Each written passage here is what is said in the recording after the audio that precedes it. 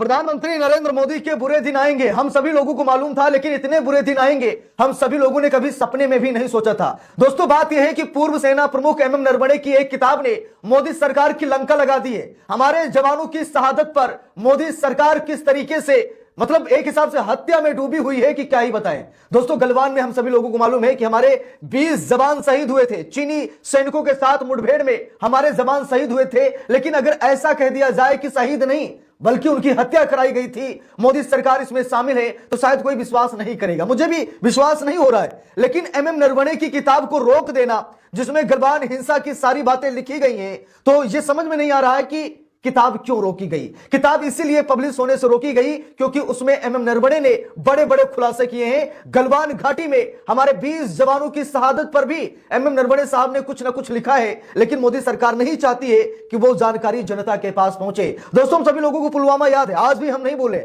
और कभी जिंदगी में नहीं भूल सकते।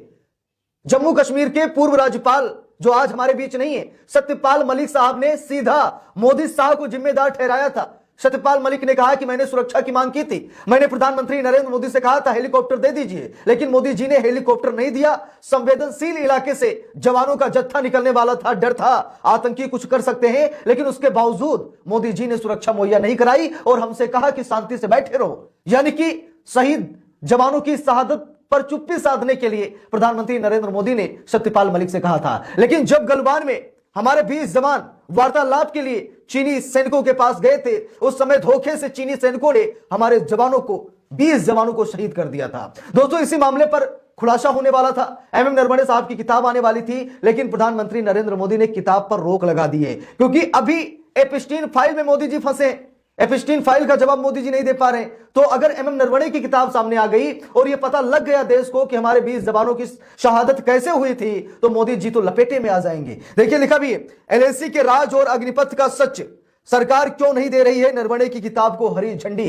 दोस्तों, हम सभी लोगों को मालूम है कि थल सेना प्रमुख थे एमएम नरवणे साहब और एमएम नरवणे साहब ने एलएसी के राज पर और अग्निपथ के सच पर एक किताब लिखी है कि अग्निपथ क्यों लाया गया, अग्निपथ का मतलब क्या है, सब कुछ किताब में लिखा है। और एलएसी पर हमारे जवानों की शहादत भी उसमें मेंशन की गई है कि कैसे हमारे जवान शहीद हुए। लेकिन मोदी जी नहीं चाहते हैं कि अग्निपथ की सच्चाई जनता के सामने आए। मोदी जी नहीं चाहते हैं कि एलएसी में जो कुछ भी घटा, गलवान में जो कुछ भी घटा है, उसकी सच्चाई देश को पता चले। मोदी जी नहीं चाहते, इसीलिए किताब को रोक दिया गया है। देखिए, यहां पर लिखा भी है, पूर्व थल सेना प्रमुख जनरल एमएम नरवणे की पुस्तक 4 स्टार्स ऑफ डेस्टिनी को लेकर विवाद जो है गहराया है। जाने क्यों रक्षा मंत्रालय ने इसके प्रकाशन पर रोक लगाई है, राहुल गांधी ने क्या आरोप लगाए हैं और सैन्य अधिकारियों के लिए गोपनीयता के नियम क्या हैं। अब दोस्तों, इस किताब को लेकर बवाल सा मचा हुआ सड़क से लेकर संसद तक कि मोदी सरकार इस किताब के प्रकाशन पर रोक क्यों लगा रही है।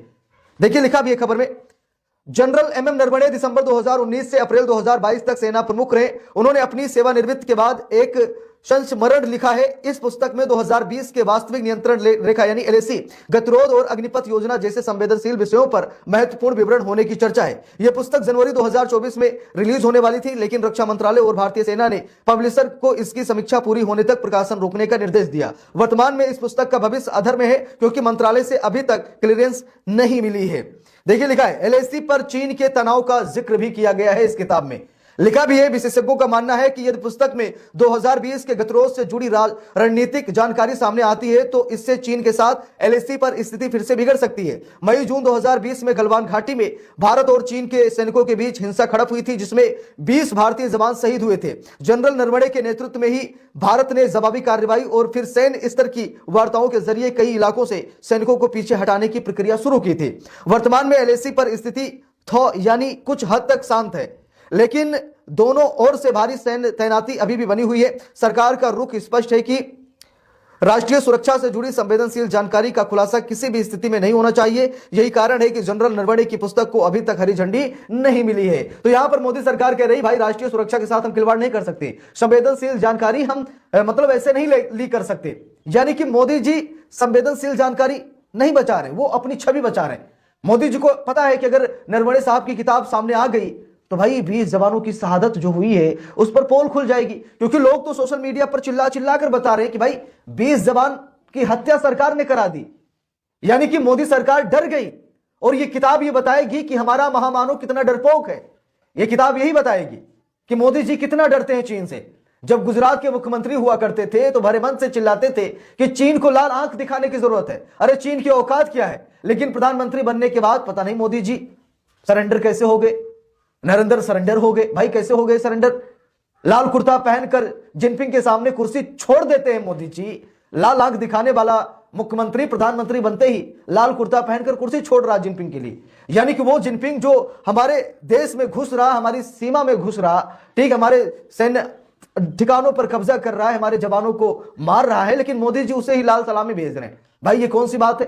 ठीक है, तो ये किताब कहीं ना कहीं मोदी सरकार की असलियत को खोल देगी, हमारे शहीद जवानों की शहादत की पोल खोल देगी। इसीलिए मोदी सरकार नहीं चाहती है कि एमएम नरवणे साहब की किताब पब्लिश की जाए, इसीलिए लंबे समय से इस किताब को रोक कर रखा गया है। अब राहुल गांधी ने संसद में मतलब ये मुद्दा उठाया है। राहुल गांधी ने कहा कि भाजपा सरकार इस बात से डरी हुई है कि अगर किताब सामने आ गई तो भाजपा की पोल खुल जाएगी, प्रधानमंत्री नरेंद्र मोदी की पोल खुल जाएगी, हमारे सैनिकों के साथ कैसे बुरा बर्ताव किया जा रहा है इसकी जानकारी पूरी दुनिया को पता लग जाएगी। इसीलिए मोदी जी नहीं चाहते कि भाई ये किताब पब्लिश हो और सच्चाई लोगों को पता चले, लोग गुमराह रहे, लोग भ्रमित रहे। इसी में मोदी सरकार चलती रहेगी। सच्चाई जिस दिन जान गई जनता मोदी सरकार की, उसी दिन उखाड़ फेंकेगी। इसीलिए मोदी जी नहीं चाहते हैं कि इस किताब को देश दुनिया के सामने रखा जाए, इस किताब को पब्लिश किया जाए। इसीलिए मोदी सरकार इस किताब को रोक रही है। बाकी आप सभी लोग क्या कहना चाहेंगे इस पूरे मामले पर कमेंट करके जरूर बताइएगा। वीडियो को लाइक शेयर, अगर चैनल पर नए हैं सब्सक्राइब करके सपोर्ट कीजिएगा। मिलते हैं दूसरी वीडियो में, तब तक के लिए बहुत बहुत धन्यवाद।